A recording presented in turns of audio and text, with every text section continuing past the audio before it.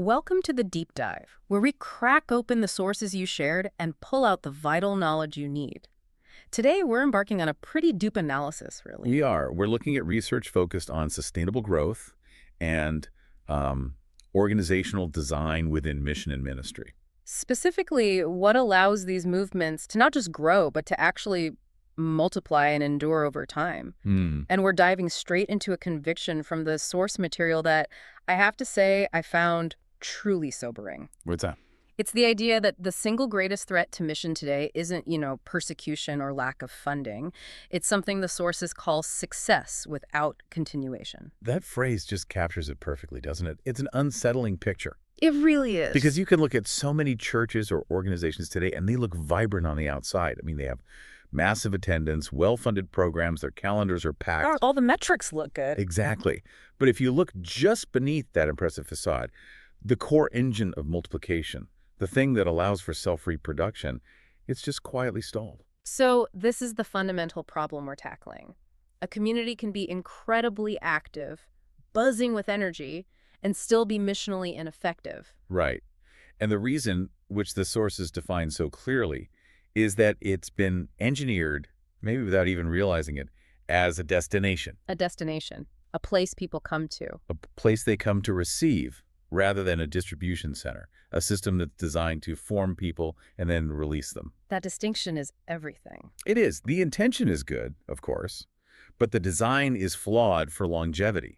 People come, they get inspired, they consume the content, they admire the work being done. But they're not really co-laborers. They are rarely formed, aligned, and truly released as co-laborers who can take that mission beyond the four walls. And if that momentum you have feels fragile, or if the entire effort really just hinges on the charisma of one or two heroic figures, Then the whole system is built for a single season. It's just not sustainable. It doesn't have generational endurance. it's about shifting the focus from just attracting people to actually equipping people. So our mission for you, the learner, is to unpack precisely why that fragility is so common, and then look at how to realign mission with a structure that's genuinely built to multiply. Let's do it. Okay, let's unpack this then. What is the practical day-to-day cost of operating as a destination church? The cost is, it's rooted in a fundamentally distorted ecosystem. In this model, the local church, it starts functioning less like an army barracks or a training ground, And more like what?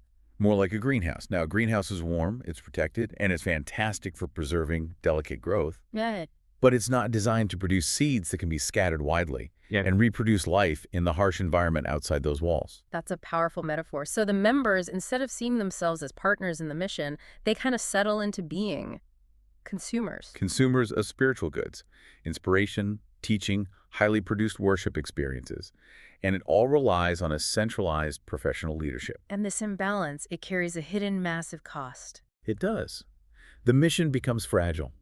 It depends on exceptional individuals, that superstar pastor or that heroic missionary couple everyone talks about, Instead of resilient systems. instead of resilient systems that are rooted in the giftedness of the entire community. And the research points out that this structure creates this vast, untapped resource they call the sleeping giant. The sleeping giant, that's a powerful term. Explain who that is. It's the majority of God's people who are, spiritually underutilized. They might be incredibly dedicated, but their specific calling, their unique gift, it just hasn't been dignified or deployed. They're stuck on the sidelines. Exactly. Because the system only celebrates what happens on the stage or what happens on the, quote, traditional mission field. And this isn't just about volunteering to set up chairs, right? The sources are very explicit about other essential roles that are just overlooked. Oh, absolutely. The infrastructure roles. Centers, intercessors, coaches, strategists, marketplace leaders, people who are impacting culture far outside the church walls. These aren't secondary roles? Not at all. They aren't chores. They are essential callings that form the backbone of the entire mission. The research is clear. When these roles are undervalued, the church is unintentionally throttling its own ability to multiply. Because without the sustainers, the goers just can't last. They can't. So if I'm hearing you right, the crisis isn't a lack of talent or funding or even good intentions. It's a profound, systemic failure to activate the capacity God has already placed within the body. Precisely. The greenhouse is full, but it's dormant. It's inward focused.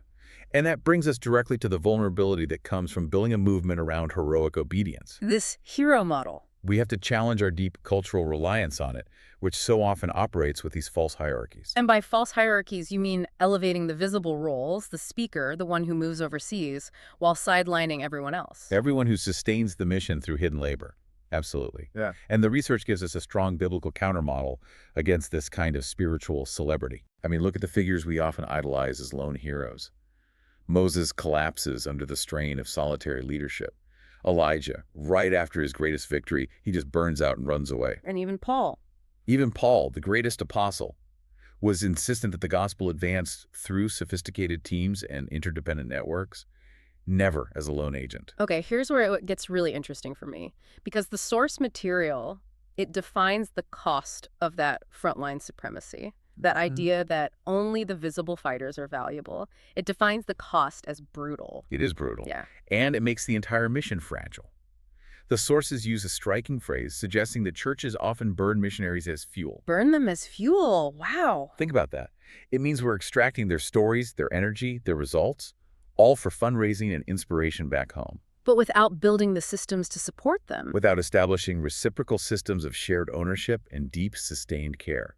We leave them isolated and exhausted. So we're using their success to inspire our own comfort, but we fail to provide the structure for their survival. And that extractive model, it might produce these huge short-term spikes in interest, but it guarantees long-term disillusionment and premature exit from the field. Are there numbers on that?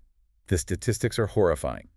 The research suggests the average lifespan of a missionary in that kind of heroic, individualistic model, it could be tragically short, sometimes just 3 to 4 years before total burnout. 3 to 4 years, that is a quantifiable cost. It's the true cost of this fragility. So this means the ultimate test, as the source states, isn't whether the church grows large, but whether it gives life away. Exactly. Kingdom multiplication flourishes not where a few are applauded for superhuman efforts, but where many are activated in their unique roles. Interdependence is the divine design. It is.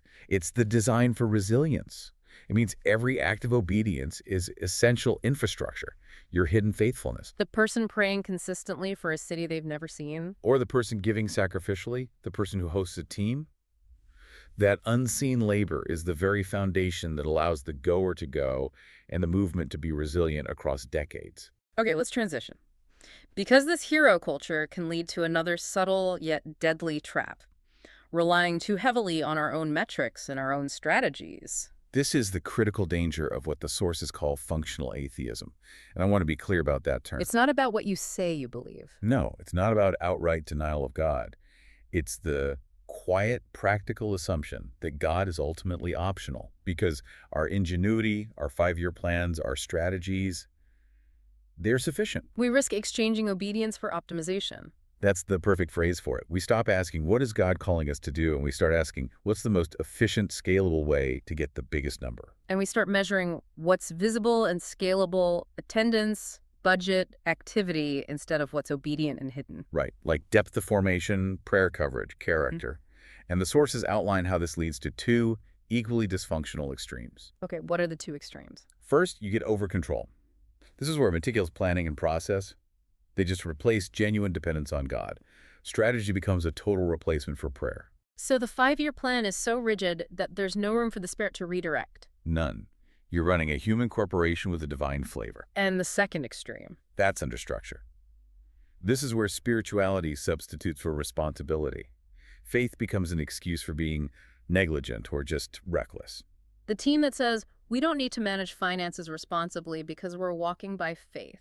But faith never excuses foolishness. In both cases, whether it's rigid planning or chaotic reliance, the momentum just doesn't last because it's not sustained by synergy. Okay, so the sweet spot isn't abandoning planning. That would be irresponsible stewardship. So how do the sources define that alignment? The goal is divine human synergy. Strategy is treated as stewardship, not as a substitute for faith. We plan wisely, we coordinate logistics, we organize our resources with excellence. Like a business plan for a new territory. Exactly. But we remain profoundly flexible to spirit-led redirection. We see this so beautifully in the life of Paul. I mean, he was an incredible organizer, managing teams and finances across continents. A master logistician. But he also had to be open to the Spirit just dramatically stopping his plans, like in Acts 16 when he's forbidden from going into Asia. And redirected to Macedonia. That's it. Strategy served obedience, not the other way around. That's the key difference. When strategy serves prayer, We're stewarding the resources God gave us while maintaining our dependence. We have to recognize that growth measured only by activity or efficiency is often shallow and temporary. true multiplication comes through faithfulness, risk, and innovation. Spirit-led innovation, not just managerial efficiency. So we've identified the destination trap, heroic fragility, and the dangers of functional atheism. Now, what does this all mean for you, the learner? How do we actually build structures that produce fruit that will last? It has to begin with generational thinking. We need to completely recalibrate how we define success. It's not about what we accomplish while we're in charge. No. The truest measure of ministry success is what continues faithfully and multiplies when we are no longer central to it. That demands investing in systems that outlive us. Far beyond one's personal lifespan. And that requires a fundamental shift in our need for speed. We love immediate, quantifiable impact, but the sources point to Jesus' method, which was a slow strategy. He prioritized formation before deployment. Yeah. Always. Rushing people into mission without investing in their character, their spiritual maturity. It's the fastest route to creating short-term, flashy momentum, Yeah. and then massive long-term disillusionment and failure. If you rush someone into a high-pressure role who hasn't been discipled in humility, you haven't just sent a missionary. You've set up a future crisis. Yeah. Formation is the fertile soil that prevents the root system from drying up under stress. So if we're moving away from measuring just visibility and speed, the sources challenge us to rethink our entire success dashboard. Absolutely. The assumption that what is most visible is therefore most valuable. It has to go. We have to start measuring what God counts. Okay. The research gives specific, challenging metrics for this. Let's start with the first one, prayer coverage. Yes. This is the unseen spiritual infrastructure of the mission. We need intentional intersection networks that are treated as strategic labor, not just a side activity. So you'd actually measure how deep is the intentional, scheduled, documented prayer covering for every sphere of our activity. You would. The second is sending capacity. This is the organization's capacity to willingly release its best talent. Not the attendance tally on Sunday. Not at all. It's the readiness of the church to identify, prepare, train, and this is crucial, to release laborers into the world, knowing it means a temporary loss at home. That's a tough metric. It encourages us to reduce our own internal strength for the sake of kingdom expansion elsewhere. It is the ultimate test of the distribution center model. And the third, which is just indispensable for generational success, is leadership reproduction. We have to measure our mentorship and training pipelines. Intentionally. Are we investing time to develop leaders who can then replicate that formation in others? It's the 2 Timothy 2.2 principle in action. A multiplication pipeline built on trust and investment, not just waiting for the next superstar to emerge. Exactly. Ultimately, true success is not measured by visibility or speed or human strategy alone. It is measured by obedience sustained over generations. And that requires patience, humility, and a relentless focus on depth of character over the breadth of a crowd. That's the long game. So we've mapped this difficult journey today, learner, from a destination culture to a distribution center mindset. We're replacing heroic individualism with resilient interdependence. And substituting that trap of hyper-optimization with a strategic stewardship that's guided by spirit-led obedience. The sources affirm powerfully that the next era of lasting mission won't be shaped by organizations building bigger stages, but by those that cultivate deeper, character-driven roots. It requires prioritizing formation and, most importantly, honoring every single role, from the goer on the front line to the unseen intercessor holding the rope miles away. And this knowledge is only valuable when it moves from theory to practice. So we'd invite you to consider the discipline of hidden faithfulness. Commit to service, to prayer, to mentorship, to partnership, specifically without the expectation of recognition or applause. Faithfulness is the enduring soil. Obedience is the released seed. And the Spirit brings the harvest. And here's a final provocative thought for you to mull over in the coming days. If the movement or organization you are faithfully contributing to were to pause its external activities today, what part of its mission would the kingdom lose? And what part would genuinely endure, sustained by the resilient systems you helped put in place?